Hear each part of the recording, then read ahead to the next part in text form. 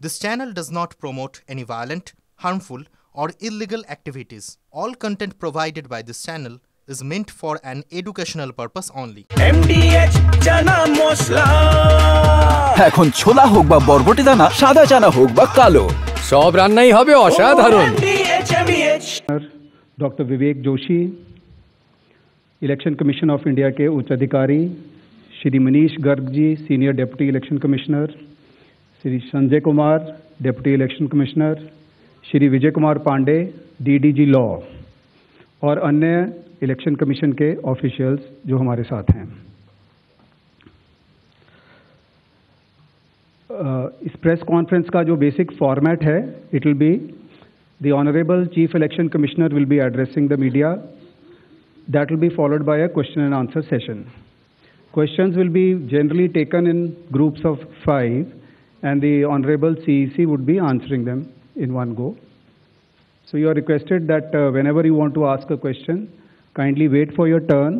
There will be a micer who will be approaching you. Introduce yourself and your organization and then you can ask your question. So that will be the basic format of the press conference. So kindly keep your mobile phones on the silent mode. Sir.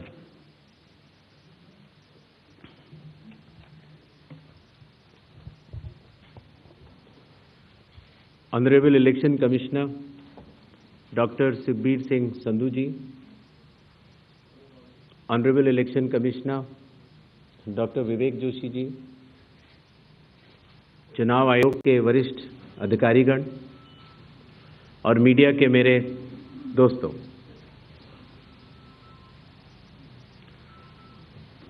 सबसे पहले चुनाव आयोग मतदाताओं के नाम एक संदेश देना चाहता है। भारत के संविधान के अनुरूप भारत का हर नागरिक जो 18 वर्ष की आयु पूरी कर चुका हो, उसे मतदाता अवश्य बनना चाहिए और मतदान भी अवश्य करना चाहिए। आप सभी जानते हैं कि कानून के अनुरूप हर राजनीतिक दल का जन्म, आप सभी जानते हैं कि रजिस्ट्रेशन से ही होता है। तो फिर चुनाव आयोग उन्हीं रजिस्ट्रेशन से ही होता है। तो फिर चुनाव आयोग उन्हीं राजनीतिक दलों में भेदभाव कैसे कर सकता है? चुनाव आयोग के लिए न तो कोई विपक्ष है, न तो कोई पक्ष है, सब समकक्ष हैं। चाहे किसी भी राजनीतिक दल का कोई भी हो, चुनाव आयोग अपने संवैधानिक कर्तव्य से पीछे नहीं हटेगा। पिछले 2 दशकों से लगभग सभी राजनीतिक दल मतदाता सूची में त्रुटियों के सुधार के लिए मांग करते रहे हैं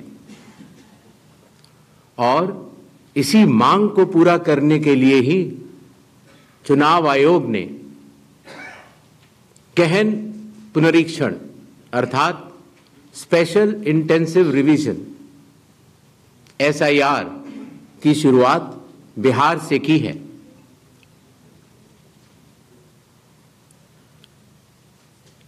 SIR की प्रक्रिया में सभी मतदाता,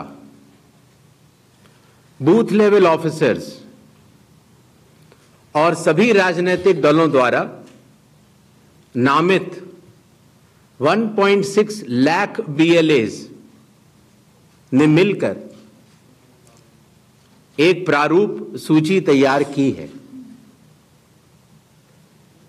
इस प्रारूप सूची की एक कॉपी आप सभी लोगों को दी गई है, जिसमें कि हर बूथ में जब ये प्रारूप सूची तैयार की जा रही थी तो सभी राजनीतिक दलों के बूथ लेवल एजेंट्स ने उसे हस्ताक्षर के साथ भी सत्यापित किया है। इस प्रारूप सूची में त्रुटियां हटाने के लिए एक बार फिर निर्धारित समय परिधि में सभी मतदाता और राजनीतिक दल मिलकर अपना बहुमूल्य योगदान दे रहे हैं। विगत आंकड़ों के अनुसार स्वयं मतदाताओं ने लगभग 28,370 ऐसे क्लेम्स एंड ऑब्जेक्शंस दिए हैं और जो मतदाता 1 जुलाई को 18 वर्ष की आयु पूरी कर चुके हैं या 1 अक्टूबर को 18 वर्ष की आयु पूरे करने वाले हैं, ऐसे 1,03,703 मतदाताओं ने भी अपना आवेदन फॉर्म 6 और डिक्लेरेशन के साथ किया है।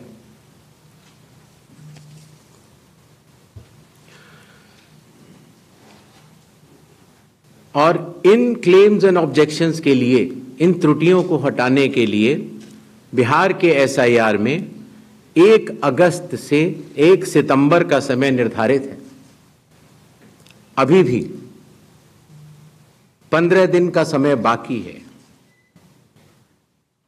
चुनाव आयोग सभी राजनीतिक दलों को उनके द्वारा नामित बूथ लेवल एजेंट्स को,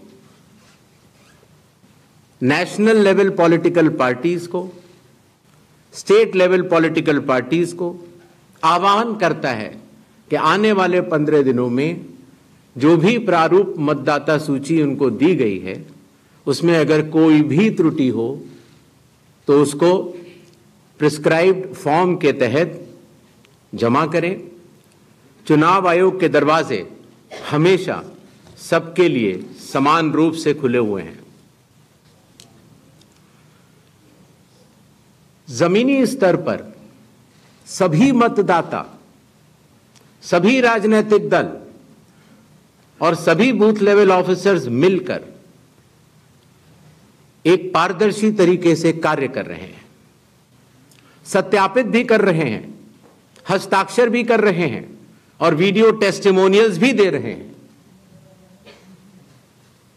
यह एक गंभीर चिंता का विषय है कि राजनीतिक दलों के जिला अध्यक्षों और उनके द्वारा नामित बीएलएस के ये सत्यापित दस्तावेज, टेस्टिमोनियल्स, उनकी आवाज उनके स्वयं के राज्य स्तर के या राष्ट्रीय स्तर के नेताओं तक या तो पहुंच नहीं पा रही है और या फिर जमीनी सच को नजरअंदाज करते हुए भ्रम फैलाने की कोशिश की जा रही है।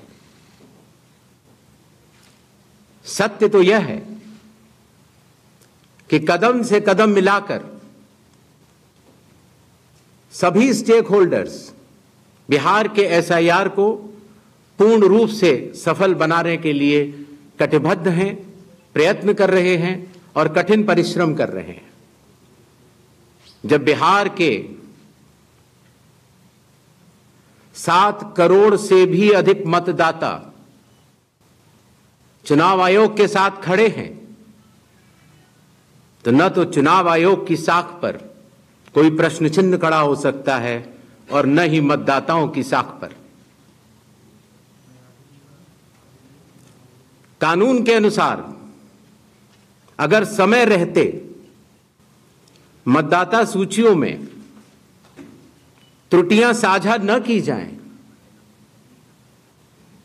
मतदाता द्वारा अपना प्रत्याशी चुनने के 45 डेज के भीतर माननीय उच्च न्यायालय में चुनाव याचिका दायर न की जाए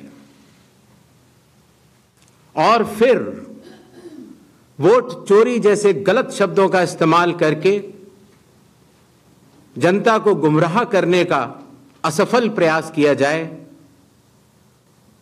तो यह भारत के संविधान का अपमान नहीं तो और क्या है।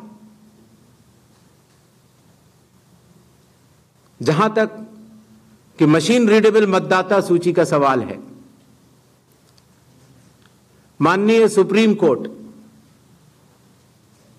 2019 में ही कह चुका है कि यह मतदाता की निजता का हनन हो सकता है। Voter privacy can be breached.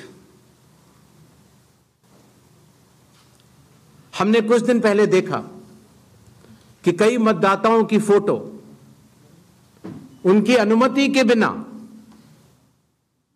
Media के समक्ष रखी गई, उनके ऊपर आरोप लगाए गए, उनका इस्तेमाल किया गया। क्या अपनी माताओं, बहुओं, बेटियों सहित किसी भी मतदाता की सीसीटीवी वीडियो चुनाव आयोग को साझा करनी चाहिए क्या? मतदाता सूची में जिसका नाम होता है वही अपने प्रत्याशी को चयनित करने के लिए वोट डालता है। लोकसभा के चुनाव की प्रक्रिया में 1 करोड़ से भी अधिक कर्मचारी, 10 लाख से भी अधिक बूथ लेवल एजेंट्स, 20 लाख से भी अधिक प्रत्याशियों के पोलिंग एजेंट्स चुनाव के लिए कार्य करते हैं। इतने सारे लोगों के समक्ष इतनी पारदर्शी प्रक्रिया में क्या कोई भी मतदाता वोट की चोरी कर सकता है? कुछ मतदाताओं द्वारा दोहरे मतदान के आरोप लगाए गए। सबूत मांगने पर जवाब नहीं मिला। ऐसे मिथ्या आरोपों से न तो चुनाव आयोग डरता है और न ही कोई मतदाता। जब चुनाव आयोग के कंधे पर बंदूक रखकर भारत के मतदाताओं को निशाना बनाकर राजनीति की जा रही हो, तो आज चुनाव आयोग सबको स्पष्ट करना चाहता है कि चुनाव आयोग निडरता के साथ सभी गरीब, अमीर, बुजुर्ग, महिला, युवा सहित सभी वर्गों और सभी धर्मों के मतदाताओं के साथ बिना किसी भेदभाव के चट्टान की तरह खड़ा था, खड़ा है और खड़ा रहेगा। जय हिंद, जय Bharat.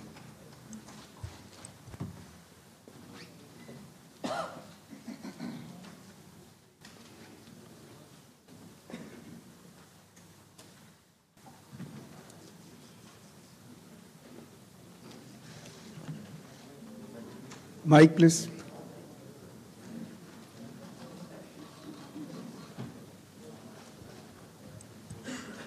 Sir, good evening. I am Prashant from Asianet News. Sir, here. Here. Prashant from Asianet News. As you know, after Rahul Gandhi's press conference, there are many issues coming up from different states, including states like Kerala. Will you initiate an inquiry into all these allegations which are coming from different states? Next, 5 questions. 22.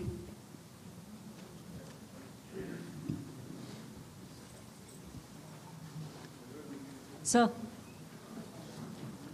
Please. Yeah. Hi. Please. Yeah. Go ahead. Yeah. Sir, Aishwarya Paliwal from Aaj Tak and India Today. Sir, 2 questions. First, sir, a lot of political parties have asked certain questions, but do you think all those questions are actually pointing towards the need for SIR? Sir, second question is what arrangements you've made for the vulnerable groups? Because a lot of people are asking senior citizens, migrants, marginalized. So if you can focus on that, sir. Okay. 163. Sir, Shriparna from the Hindu newspaper. Sir, during door-to-door survey and enumeration, how many Nepali, Bangladeshi and Myanmarese nationals were found by BLOs? Does the Election Commission have any figures? 80. I'm coming, sir. We have enough time, sir. 80. Ganesh Kumar ji, how are you? I think you are well. This is Sandeep Shornokar from Bartaman newspaper. It's a West Bengal, one of the largest newspaper. मेरा question ये है कि बिहार के बाद बंगाल में कब SIR शुरू हो रहा है? 164.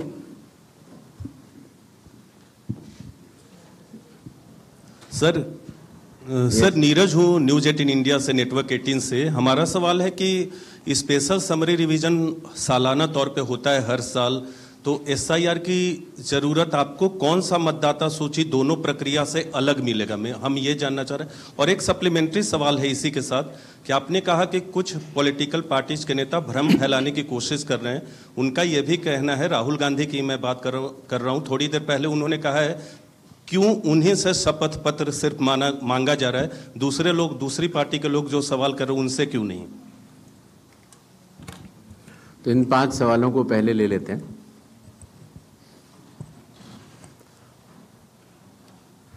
हमारे सारे मीडिया बंधुओं के माध्यम से मैं देश के मतदाताओं को ये बतलाना चाहता हूं कि जब भी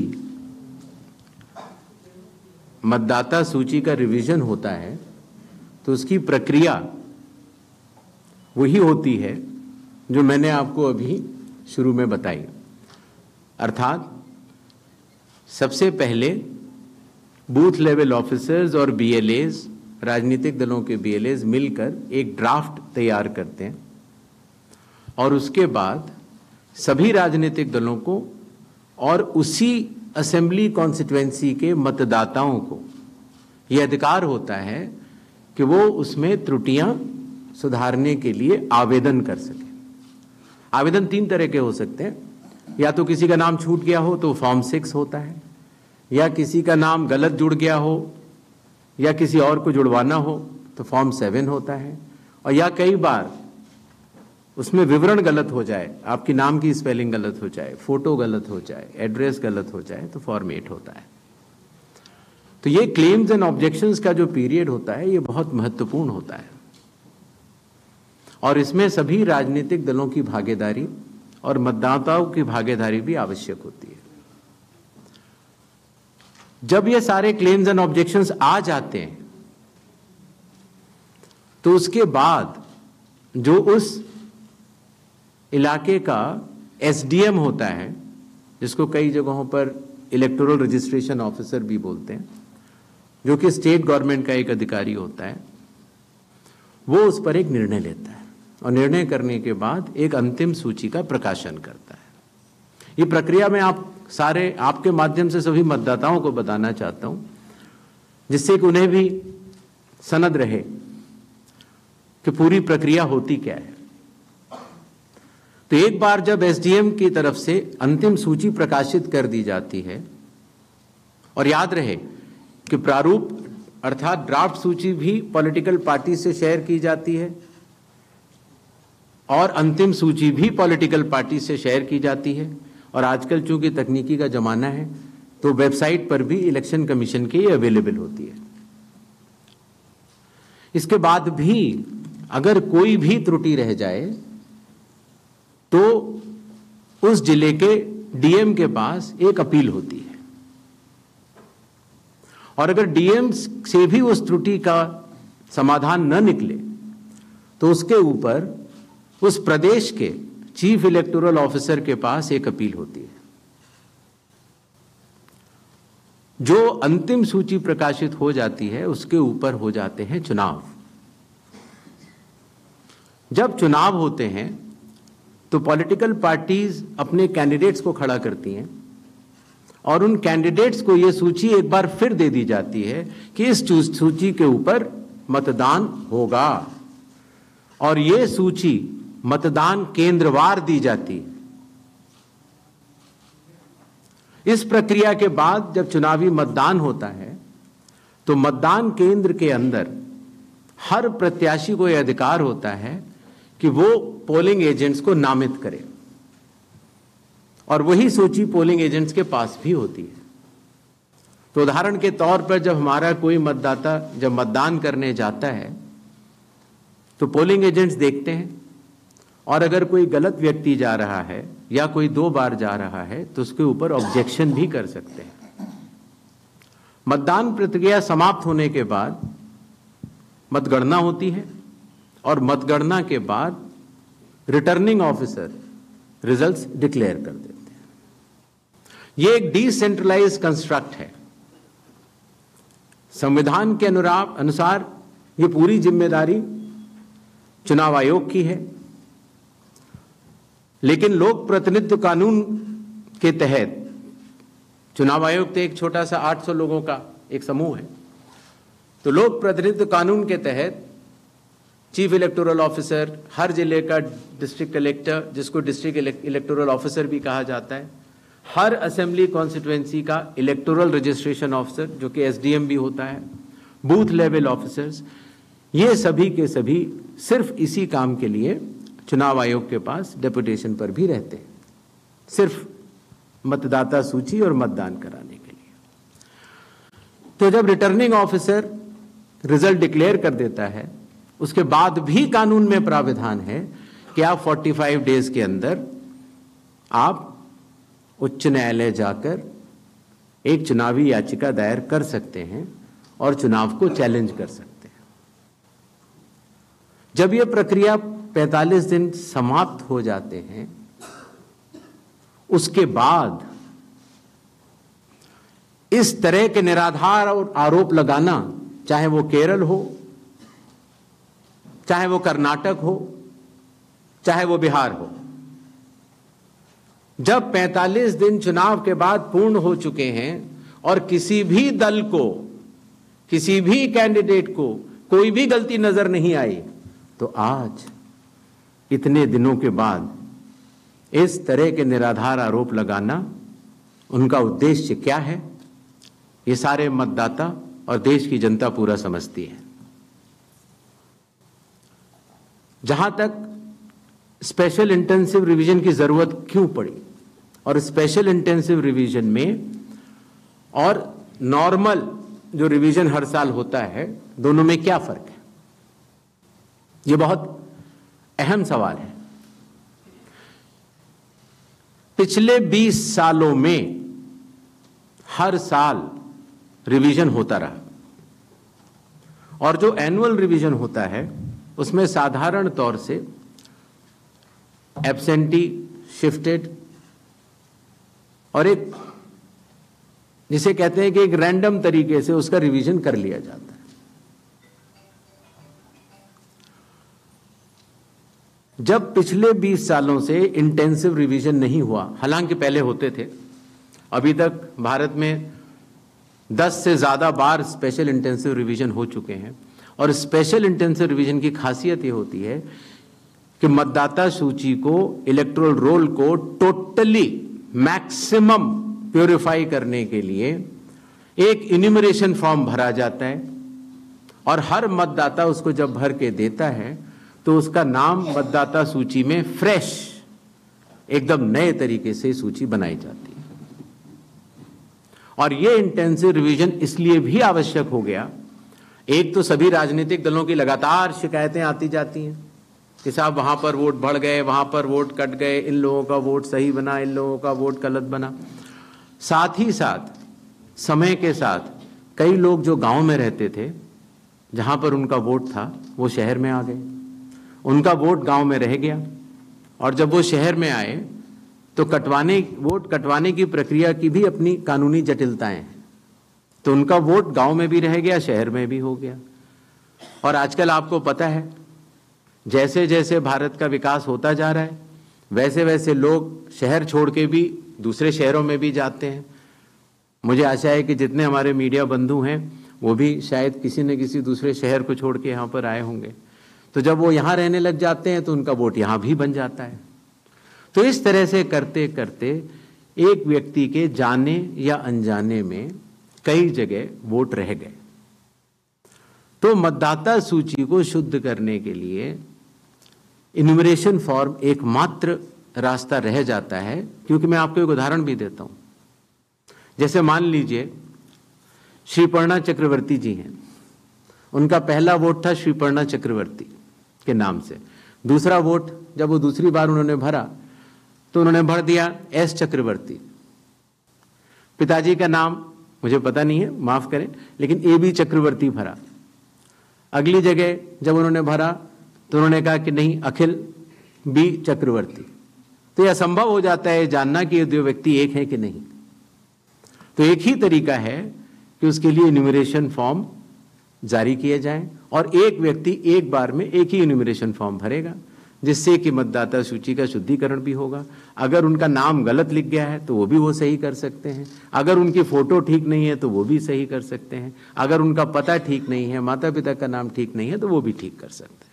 तो ये रही SIR की आवश्यकता। SIR में डोर टू डोर जाना पड़ता है। बूथ लेवल ऑफिसर हमारे बिहार के लगभग 90,000 बूथ लेवल ऑफिसर्स 7,89,00,000 लोगों के घर घर जाकर उन्होंने एक एक व्यक्ति को एन्यूमरेशन फॉर्म दिया। जो लोग मृत पाए गए या जो लोग घर पे नहीं थे, जो पड़ोसियों ने कहा या उनके घर वालों ने कहा कि ये परमानेंटली शिफ्ट हो गए हैं, या जिन लोगों ने कहा कि नहीं साहब मैं तो पहले ही दूसरी जगह एन्यूमरेशन फॉर्म भर चुका हूं, अर्थात उसका नाम 2 जगह था, ऐसे लोगों के फॉर्म वापस नहीं मिले और 7,24,00,000 फॉर्म वापस मिले 30 दिन के अंदर।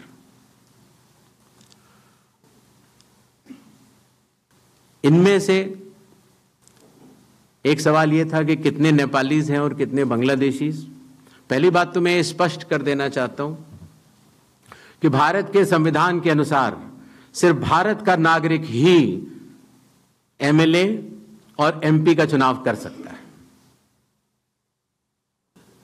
किसी और कोई अधिकार, किसी और देश के नागरिक को यह अधिकार प्राप्त नहीं है। अगर ऐसे लोगों ने